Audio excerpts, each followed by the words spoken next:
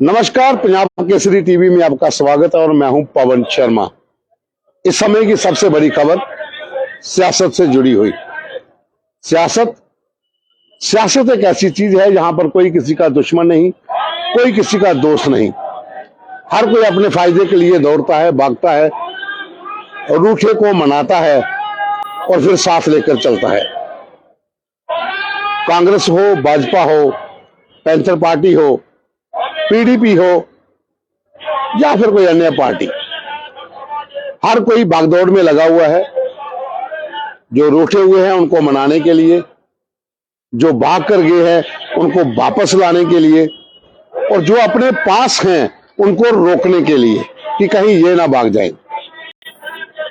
आज की खबर बड़ी ये है कि डूबते को तिनके का सहारा, ये कहावत जो है ये बिल्कुल सही साबित होती है। जम्मू कश्मीर के पूर्व मुख्यमंत्री केंद्र में मंत्री रहे और जम्मू कश्मीर के कांग्रेस के कद्दावर नेता गुलाम नबी आजाद, जिन्होंने कांग्रेस को अलविदा कर दिया और उसके बाद डेमोक्रेटिक आजाद पार्टी बनाई और जम्मू कश्मीर में कई ऐसे कार्यक्रम किए कि कांग्रेस की नींद उड़ गई। जम्मू संभाग के भीतर कांग्रेस के जितने बड़े लीडर थे वो गुलाम नबी आजाद के साथ आ गए। उसमें जम्मू कश्मीर के पूर्व उप मुख्यमंत्री ताराचंद, पीरजादा मोहम्मद सईद, बलवान सिंह, एडवोकेट महेंद्र बरबाद जो कि जम्मू कश्मीर बार एसोसिएशन के प्रेसिडेंट हैं,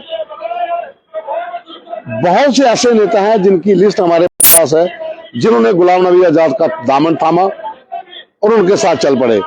जिसमें थे बिलावर से कांग्रेस के वरिष्ठ नेता और मंत्री रह चुके मनोहर लाल जिला कठुआ के अंदर अपनी एक शख्सियत है, अपना एक कद है।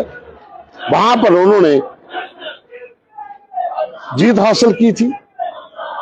कांग्रेस के भीतर एक रुतबा है, लेकिन कांग्रेस को अलविदा कहकर बाकी टीम के साथ वो गुलाम नबी आजाद के साथ चले जाते हैं। यू टर्न होता है। गुलाम नबी आजाद कई लोगों पर आरोप लगाते हैं कि ये लोग फिर कांग्रेस से मिल रहे हैं या दूसरी पार्टियों से मिल रहे हैं। तो जम्मू में एक प्रेस कॉन्फ्रेंस होती है जिसमें ताराचंद, बलवान सिंह व दूसरे अन्य नेता और साथ में होते हैं मनोहर लाल, जो कि बिलावर से विधायक व मंत्री रह चुके हैं। लेकिन उस प्रेस कॉन्फ्रेंस में सबके बोल अलग अलग होते हैं। मेरा कहने का मतलब है कि एक तरफ अगर ताराचंद हैं, बलवान सिंह हैं या दूसरे लोग हैं, उनके बोल अलग थे और मनोहर लाल के बोल अलग। लेकिन आज बड़ी खबर यह है कि गुलाम नबी आजाद मनोहर लाल शर्मा के घर में पहुंचते हैं, जो जीवन नगर में उनका घर है।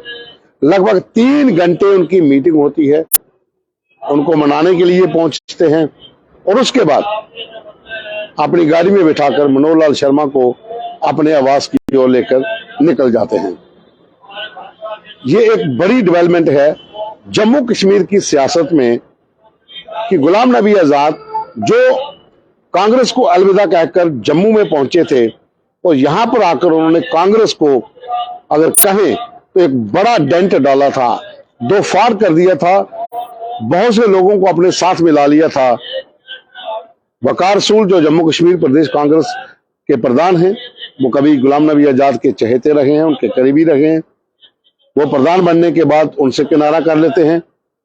रमन बल्ला जो एक जमीनी लीडर हैं सियासत की, अगर हम बात करते हैं तो जम्मू कश्मीर के भीतर कांग्रेस के भीतर रमन बल्ला जो गांधीनगर से विधायक रहे, मंत्री रहे हैं, जमीन से जुड़े हुए हैं, वो कांग्रेस के साथ रहते हैं। कांग्रेस की हर प्रोटेस्ट को वो लीड करते हैं।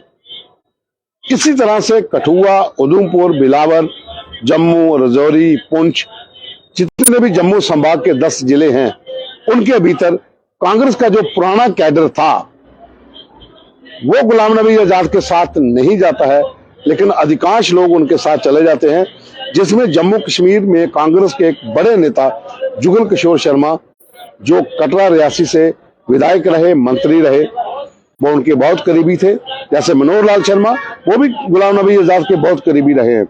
हमें वो भी दिन याद है जब मनोहर लाल शर्मा नारे लगाते थे कि यहां पर सिवाय आजाद के कोई नहीं है। हालांकि जो लोग कांग्रेस को छोड़कर भाजपा में चले गए हैं, जो कांग्रेस के वरिष्ठ नेता थे, वो भी आजाद के गुण गाते थे। इसमें कोई शक नहीं है कि गुलाम नबी आजाद जम्मू कश्मीर के कद्दावर नेता थे, हैं। आगे क्या होगा वो पता नहीं, लेकिन कांग्रेस के भीतर जब वो मुख्यमंत्री थे, उन्होंने जम्मू कश्मीर के भीतर कई काम किए हैं जिसकी हर कोई व्यक्ति तारीफ करता है, वो चाहे किसी भी पार्टी का हो, क्योंकि सियासत में हर कोई किसी का साथ देता है। जो अच्छा काम करता है वो हमेशा याद रहता है।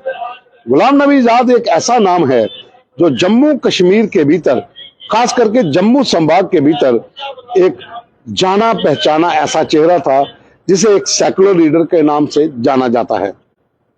और आज भी गुलाम नबी आजाद भले ही कांग्रेस को अलविदा कहकर अपनी पार्टी स्टैंड की हो, लेकिन उनको आज लग रहा है कि जम्मू संभाग के भीतर उनके साथ जो लोग आए थे वो उनको छोड़कर क्यों चले गए।